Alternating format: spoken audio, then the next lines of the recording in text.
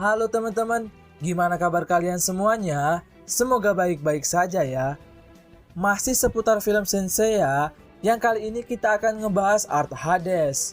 Sebenarnya sih aku masih mau ngebahas satu movie lagi ya, yang dirilis di tahun yang sama seperti video sebelumnya, yaitu Senseiya The Legend of Crimson Yauk, di mana film itu menceritakan pertemuan Athena dengan saudara laki-lakinya bernama Abel.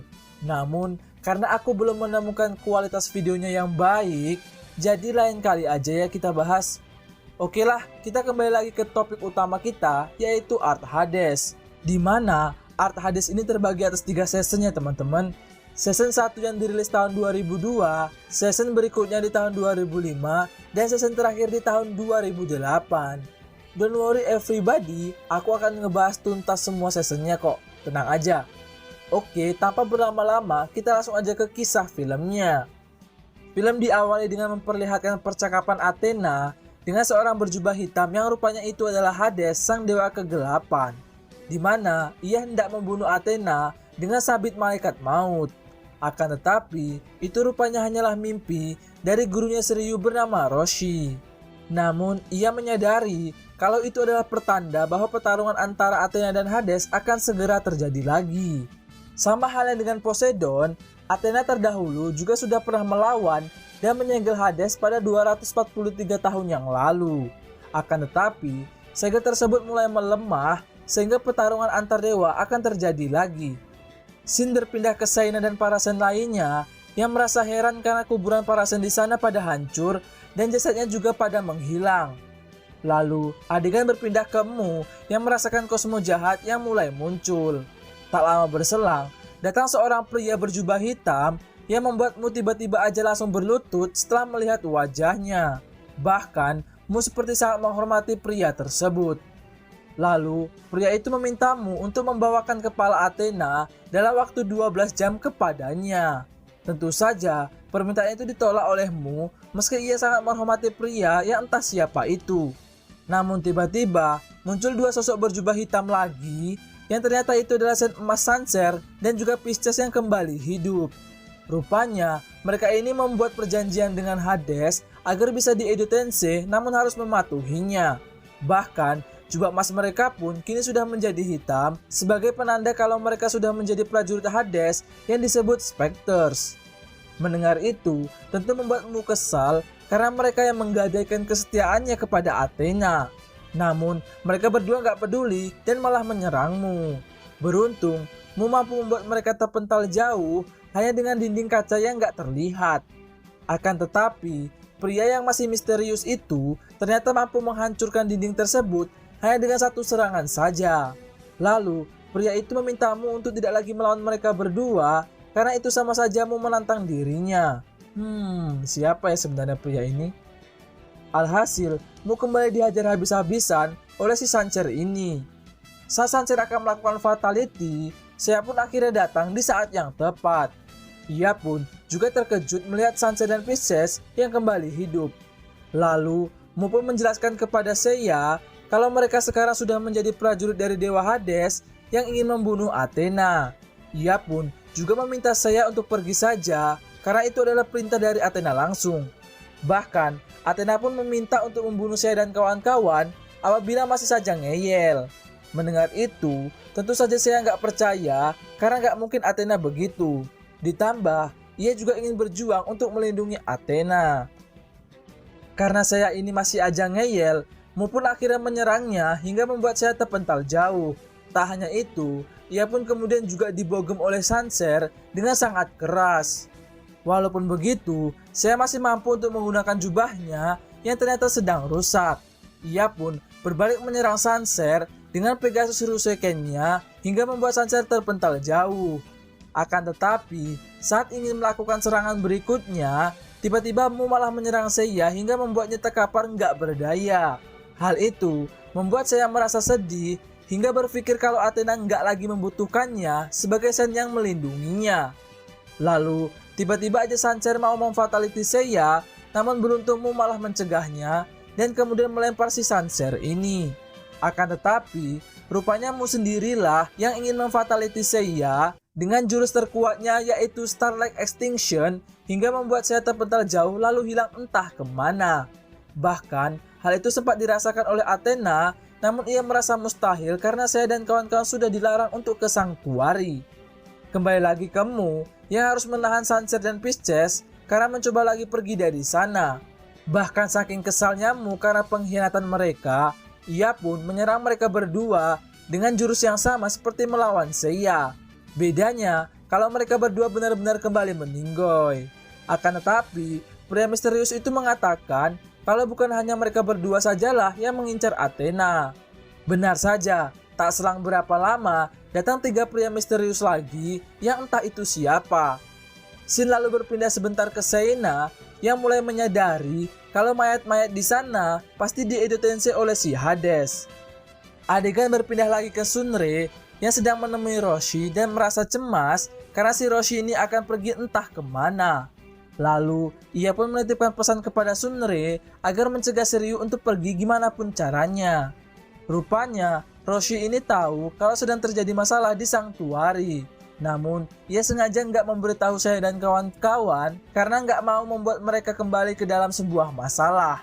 Setelah itu, Roshi pun akhirnya pergi, namun tak selang berapa lama, datang beberapa orang berjubah hitam yang ternyata sedang mencari Roshi dan juga Shiryu. Karena Sunre ini nggak mau ngasih tahu, mereka pun berusaha menyiksanya, namun beruntung Shiryu pun akhirnya datang dengan mata yang tengah diperban. Ada yang mau kasih spoiler ini mata Shiryu kenapa? Komen aja ya. Setelah kemunculan Shiryu, mereka pun kemudian membuka jubahnya, yang ternyata mereka adalah para samurai terdahulu yang juga di-Edo Tensei oleh si Hades. Lalu, karena memang tugas mereka untuk membunuh Roshi dan Shiryu, alhasil Shiryu pun harus menjadi bahan bulan-bulanan dari mereka bertiga.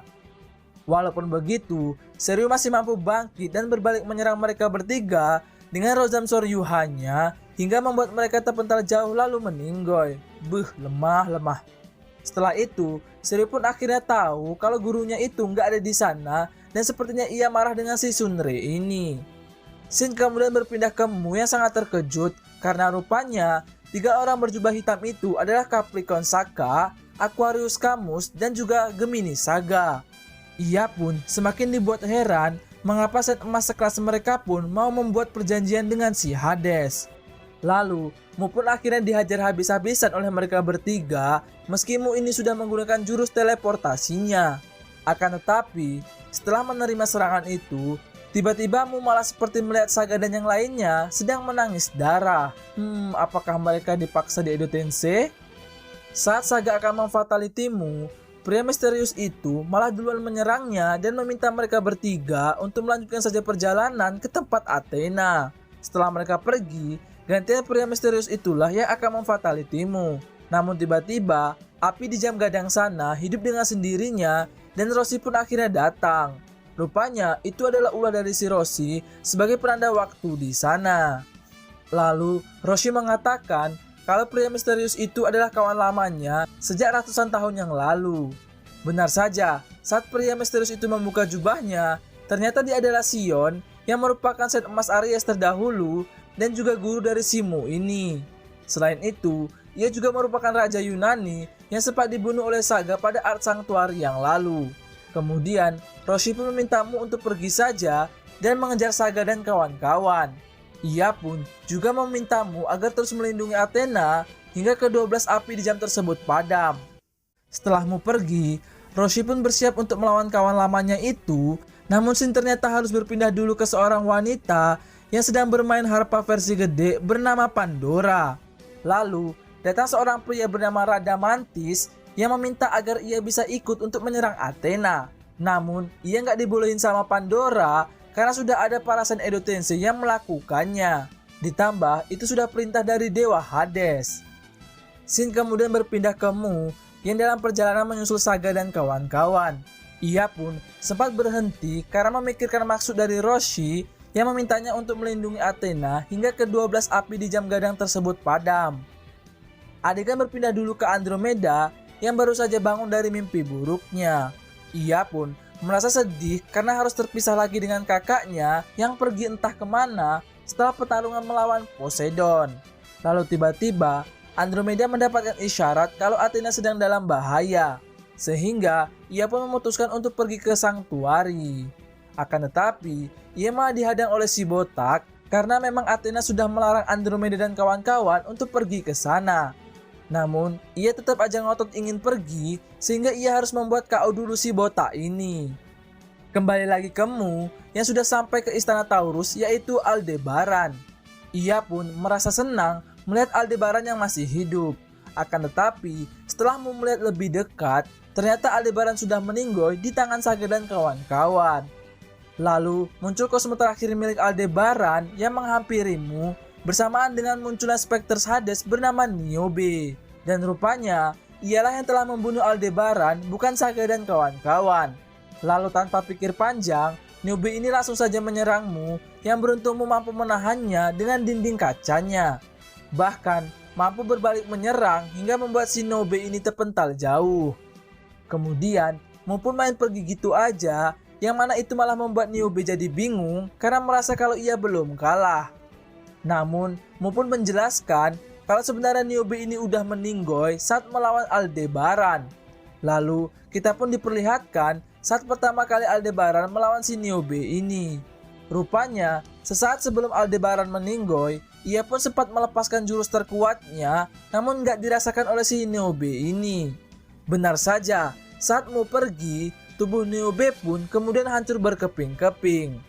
Ternyata, Aldebaran sengaja meninggalkan kosmo terakhirnya itu untuk memberitahu Mu soal si Niobe ini. Walaupun begitu, terlihat Mu yang sangat sedih karena harus kehilangan kawan baiknya itu. Shin kemudian berpindah dulu ke Andromeda yang dalam perjalanan ke Sanctuary.